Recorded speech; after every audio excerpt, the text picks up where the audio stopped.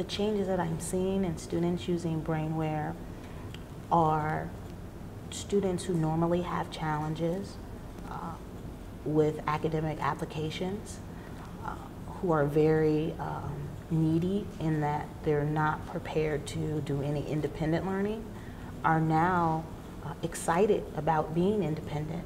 Students who normally are average students compare themselves with students who are normally above average, and they notice that the activities that are being completed, oftentimes they're very close. Well, our students that test well, it's really interesting. They're so competitive with Brainware. The kids really come up to me and say, boy, it helps me remember the vocabulary words, or it helps me remember the facts that we need to know for social studies. It's like every subject, so it's getting your brain active for the next subject because of the type of stuff that you're learning.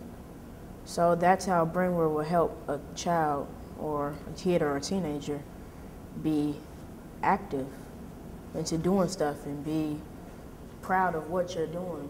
We have an elementary student at our school, and when he came to us as a second grader, he was about to be placed in a self-contained room for developmentally delayed children. And when we tested him, we realized that this student really had an above average IQ, but was really struggling in the processing areas.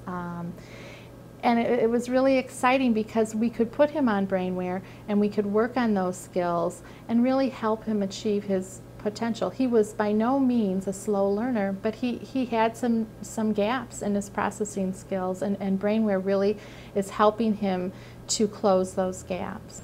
I would tell other schools that Brainware is an awesome program. Who doesn't need to improve their cognitive processing? I mean, it's a wonderful thing to improve your memory and your thinking skills and your working memory. I think Brainware really has something for all ages.